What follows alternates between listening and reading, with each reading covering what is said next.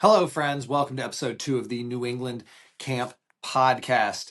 I am your host, Bud Copeland. I am the Director of Membership and Engagement for ACA New England because, first and foremost, we are a membership association. Some people don't know that. They think that all we do is accreditation because if you've shown up here, then odds are you're either a real friend in the space and you just support us, which we appreciate the support, or you're a true camp nerd and you consume this, or, which is the most likely thing, you saw the word accreditation and you thought, yeah, I want to learn more about that.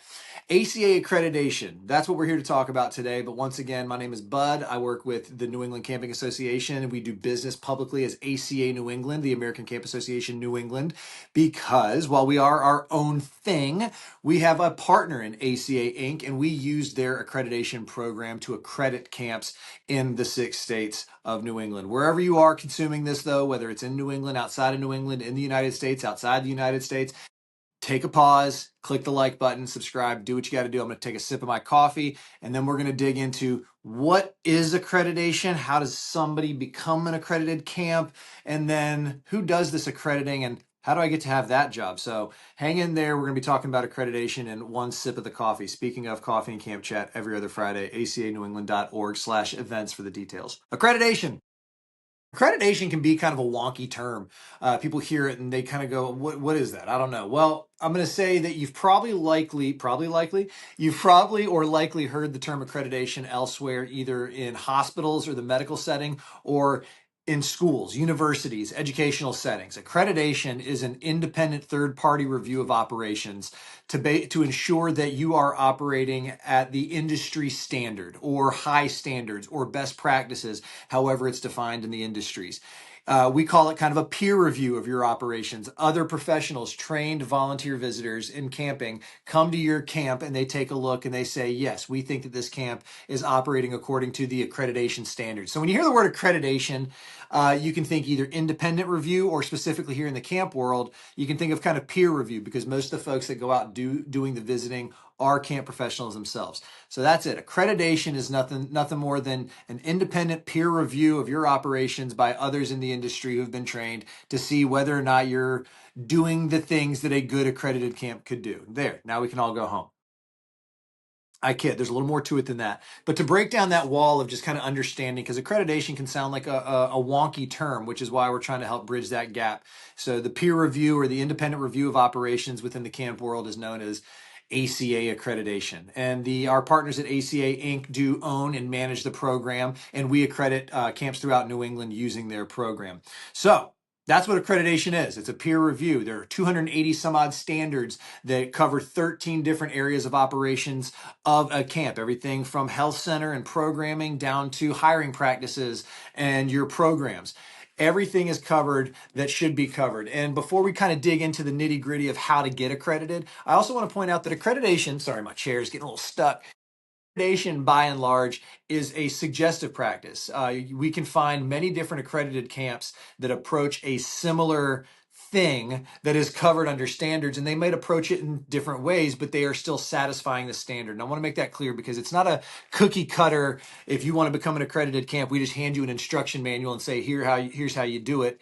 It's a guidebook, that's for dadgum sure, but each camp might be addressing these standards in their own way, but they still might be satisfying the standard. I say that word standard because that's what accreditation is all about, making sure that everybody is operating under a unified standard. So, how does a camp get there? Well, in a perfect world, this process takes anywhere from 8 to sometimes 18 months, depending on when you jump in the water. If you have folks at your organization who have been down the accreditation road with ACA before, it might be a really short window. They might be able to come on board, look around and say, I know what we need to do. Let's get started. If this is brandified new to you and your organization, it might take a little bit extra time. And we might even say, start investigating in the spring, go through a summer with accreditation on the brain, and then start the process officially in the fall. And that's where we are right now. So that's where we're going to start this. The process in kind of an ideal scenario starts in the fall. A camp will say, hey, I want to get accredited. And we say, great, here's the application and all the information we need from you. And then here's the fee. The fee structure is tied to your operating expense. There's a table on the application. It says, if you're here, this is what the fee is. And it goes up from there by increments of the letter. I think we have one for every letter. So we receive that information, that application and the fees, and we say, hey, Camp XYZ, they're trying for accreditation this year. That simple.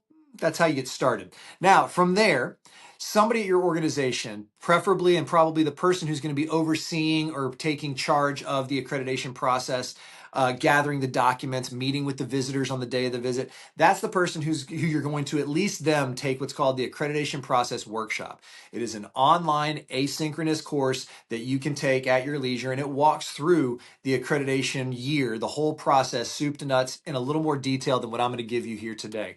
So the accreditation process workshop, and at least the person who's going to be running your accreditation needs to take that before the visit. But really, we encourage anybody who is either interested in or wants to learn more about accreditation to take that course. You can find it on our partner's website, acacamps.org. That's where most accreditation related material is going to live. So somebody takes that class, it gives the overview, great, grand, wonderful. We're still in the fall. Sometimes towards the end of the year, November, December, sometime in there, we're going to say, all right, camps, those of you that are either expressed that you're trying for accreditation this upcoming summer, or you're on the cycle, it's your turn for a site visit, more on that later. We'll reach out to you in November, December to say, here's your camp information form. It's a lot of the same information we have on file just for your generic or your basic membership information, but this is going to be a little bit deeper. Where are you located in the summer? When do you open? When do you close? What's a good time for us to visit? What are the different programs that you're going to be running? It's the real nitty gritty to give us a profile of what can a visitor expect when they're going to come see you. And also it helps you understand what do you need to prepare for. There's going to be a section in there about specialized activities, and that's going to really help you understand, okay, outside of the general operation of my programming, where should I want to focus a little more attention? So the camp information form comes to us and we say, thank you very much. We'll be in touch soon. And then you're going to start collecting, if you haven't done so already, all your documents. Most of accreditation is showing or proving compliance with standards, and a lot of that will have to do with written documentation. We'll say, do you have a policy that addresses X, Y, or Z? And you say, yes, we have that policy. And what are we going to say? Prove it. And so you show us the policy, and that's kind of how it goes. And I will be very clear, visitors are not going to be there. The volunteers who are doing the actual accrediting visits, they don't look at this through a lens of, would I send my kid there? Do I operate my camp there? No, the team of visitors are supposed to interpret, with their training, does this satisfy the standard? It's that simple. If it satisfies the standard, we say yes. If it doesn't, we say no. More about the scoring when you take the APW in the workshop. All right, cool. So January, February of the visit year is when our team in New England is going to start matching the camps that are getting visited with the visitors, the people doing the actual site visits. We're going to talk about how you become a visitor and everything in the next part of the video or the podcast, wherever you're listening to this. By the way, if you're on the treadmill, you're probably approaching that 1 mile mark. Hang in there. So in January, February, our standards committee here in New England sits down with the list of camps getting visited and the list of visitors that have expressed their interest to do a visit this summer. And then they match you up. And then in March, you get notified, hey, Camp XYZ, meet your visitors, your lead visitor. And we're almost always going to send two.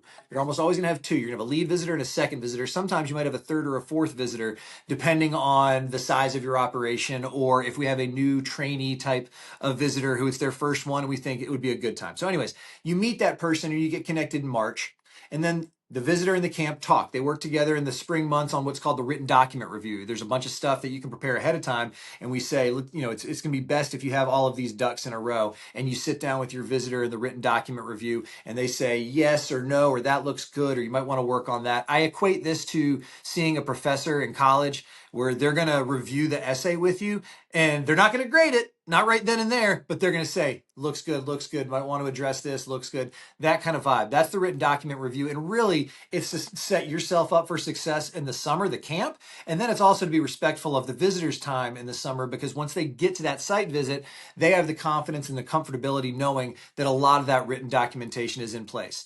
So March, you get assigned that visitor. Between March and summer, you work with that visitor on that written documentation, getting everything set up, and you schedule your site visit. The site visit, so we started in the fall. Hi, I want to become accredited. Thanks. Can I have the application and fees? Thank you very much. Now we need to know where you're going to be this summer. Awesome. Here's your visitor. They're going to be the one doing the visiting. Great. Do you have all your documents squared away? Wonderful. Now it's summertime. And this is where the visiting team, the two accreditation volunteers doing the actual visiting, they're going to come out to your property and they're going to spend a day going around the property.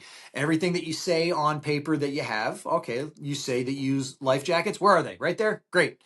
Don't at me, Standards Commission. I don't know the standards inside and out if that's a direct A to A. The National Standards Commission, that's our partners, the body that actually does a lot of the managing, and they make the changes and they oversee all of this. Shout out to the NSC and the work that Tori does with them. Anyway, the summer visit comes. You find that date. And the ideal thing about, or the thing about a visit is we want to see as much of the programming going on as possible. So you're not going to schedule your visit for a day when the crew is at Canopy Lake Park, or you're downtown Boston at a museum and here comes your visitors. Oh, the kids just left. No, we want to see as much of the camp operating as possible on the day of the visit. And that's when you'll walk around with your visitor. They'll see everything they need to see, and then you'll sit down and you'll go through all that written documentation one more time to make sure that you have all your ducks in a row. During that visit, there are certain standards that are mandatory and there are certain standards that are not mandatory. That's the definition of mandatory and not mandatory. If you are not successful in a mandatory standard, you know about it right then and there, and there's what's called an immediate corrective action process that starts, and we ask that you fix those right then and there. There are non-mandatory standards that if you don't necessarily pass those, there are some options there, both for remedying in the moment or within the 72 hours. Not going to go any further than that. Or there are review and appeals processes after the fact if the scoring doesn't go your way. But by and large, on the day of the visit, no news is good news, meaning you're going to see all your scores. You're going to get a copy of the score form. We insist that the visitor, say, no, please go make a copy, because once the visitor submits the score form, they don't have access to it. We don't have access to it. It goes to an independent scoring firm that the ACA Inc. uses for these scores. And the different sections are weighted, and we don't know what the weighting is. So all you know is what's mandatory, what's not mandatory, and the different camps that it applies to, because you learned about that during the accreditation process workshop, where you were given an accreditation process guide that gives you an outline of every standard, contextual education around it, how to show compliance, the types of camps that it applies to, etc. So that by the time you get to this summer visit and you're walking around, it feels good. And that's when I say no news is good news. By and large, if your visitor walks away and you walk away and you see a lot of yeses and minimal if no nos, you can feel good about what's coming up. Now, I can't guarantee any scoring because, like I said, it goes to an independent scorer, and we're in that part of the year right now. We're receiving scores and working with camps. Now, when does the magic happen? When do you finally get that yes or no? November 1st. The accreditation year runs from November 1st to October 31st. That's our accreditation year. And so right now I'm recording this in October.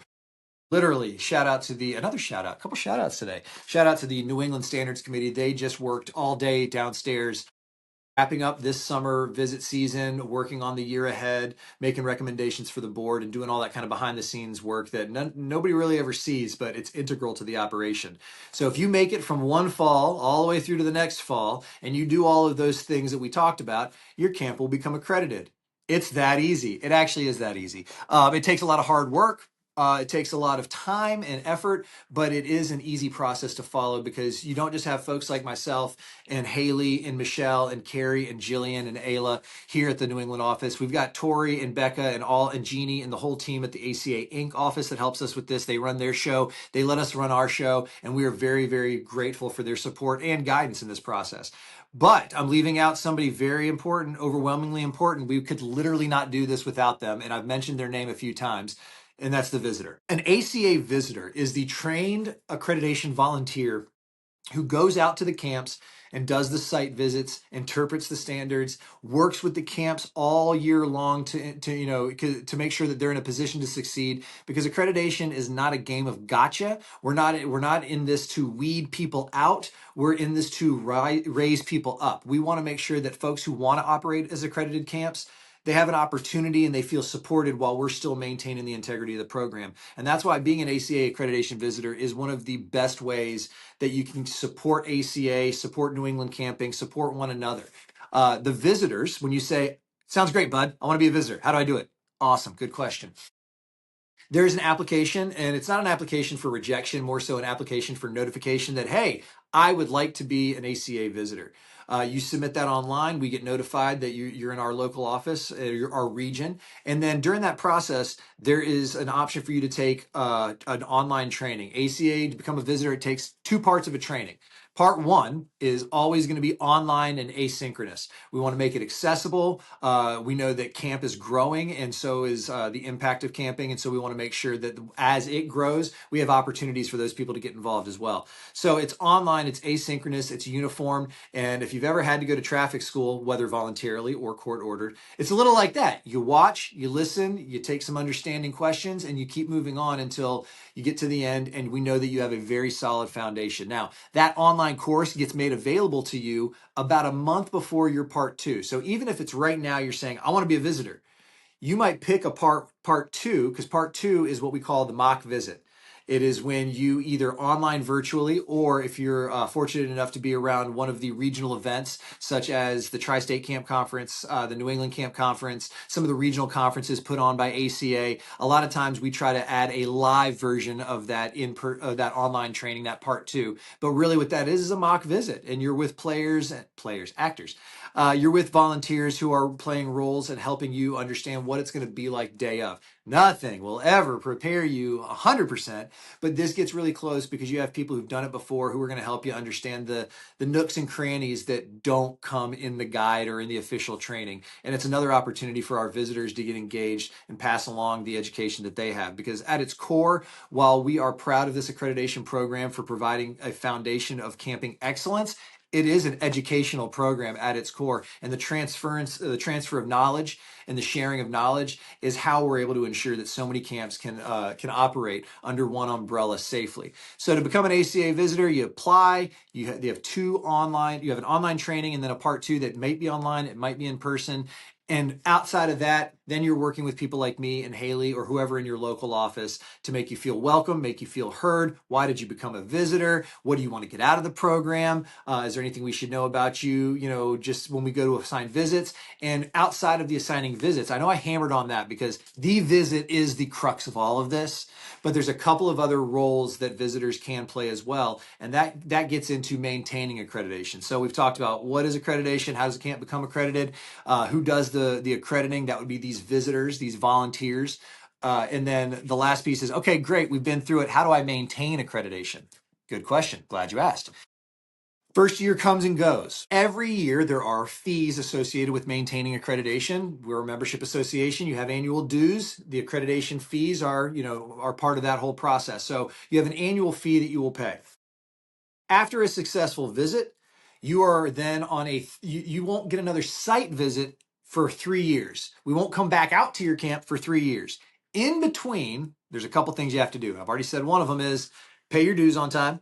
And then that's the membership guy talking. And then there's two things you got to do. One's called an annual accreditation report, AAR. And what this is, it's kind of a snapshot. It's 10, 15, 20 questions. They're narrative in nature, meaning it's not just a snapshot of give me 15 policies, go cut and paste them. They're genuinely questions so for us to get an understanding of how you're continuing to operate. We trust that your policies are rolling over, obviously, because you just got visited, so you're probably using those same policies. Great. How are you operating? Tell us a little bit more so we can understand how they're being implemented. And then we have those visitors. So a camp will get this. They're not getting a site visit that summer. So in end of November, December, and before February 1, you get these questions. We give you the questions. We give you sample answers, and we give you ample time to get it in. And you give us a quick story on how you're operating within those standards under those questions. And then a visitor will come in and give that a read, and they will give you feedback if they think that there's feedback warranted, or they will say, yes, it looks like they are still doing everything they need to do. That's one part. The other part, and this can get built into the AAR, is even simpler. It's called the Statement of Compliance. I so solemnly swear that I am up to no good. It's a checkbox if you're online, or it's a signature if you get it physically that just says, yes, I so solemnly swear we are operating by the standards. We are still following all applicable laws in our state, et cetera, et cetera. So the Statement of Compliance, the annual accreditation report, and your fees, the fees are annual, that's the non-visit year. 3 years go by, you're gonna have that same process that you did the first year. You're gonna go site visit, and then you're on a 5-year cycle. No more site visits, except for 5 years after that. And in between years, AARs and Statement of Compliance. There, it's that easy. It's all you got to do to get accreditation, keep accreditation, but at ACA New England if you want some details. I kind of kid. The last thing I want to address is people do say, why? why do people do this? Why do people become accredited? Why do people, serve as visitors? And I will tell you, bud at acanewengland.org, if you ever want to have a conversation more in depth on these answers, and I can tell you stories on stories.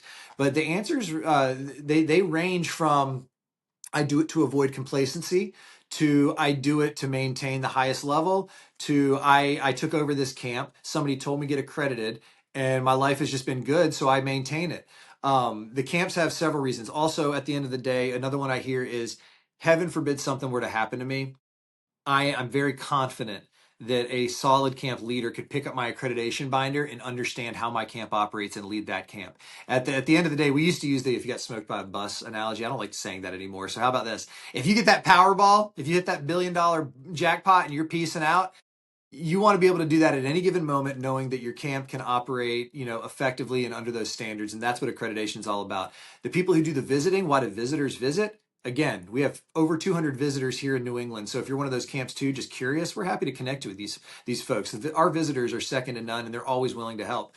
The people do it for a couple of reasons. A, they love it. They want to help. Some of them are just true nerds of the industry and they want to stay up on the latest trends, the latest standards, everything. Others, they say it makes them feel connected. Some people say, hey, I work with one other human being. This is my chance to connect with folks outside of outside of my own bubble and stay within the camp community. People do it all the time for good ideas. You're so close to your camp. Sometimes you need to see a couple other camps to either reinforce what you're doing or to say, man, we're missing some opportunities out there. So the reasons that people decide to become visitors are about as diversified as the visitor base that we have ourselves. So if you want to add to that, once again, bud at acanewengland.org.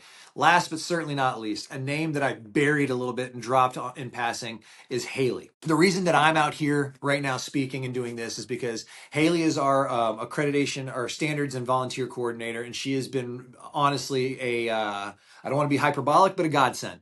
We had the addition to her and her skill set and her passion for environmental sustainability, volunteer work, project management. She comes from a background in the National Park Service. She's a true asset to New England camping, even though she is brandified new to New England camping. This type of work suits her, and she's been a great resource. If you ever have questions about it, you can reach out to me. You can also reach out to Haley, HAILLIE at acanewengland.org for those of you listening. Mine's just bud at acanewengland.org. I think BUD goes without saying. So shout out to Haley as well. She's done a great job maintaining this program this year. And if you're listening to this and you've made it this far and you've got more questions about accreditation, thank you. You're either related to me, getting paid to do this, or you're super interested, in which case we'd love to hear from you. Bud at acanewengland.org. I'm going to sign this off the way I sign off my Monday message, although this is still episode 2 of the New England Camp Podcast. Don't forget to like, share, subscribe. Keep being there for one another. Always going to be here for you. Have a phenomenal day or week or night or wherever you are.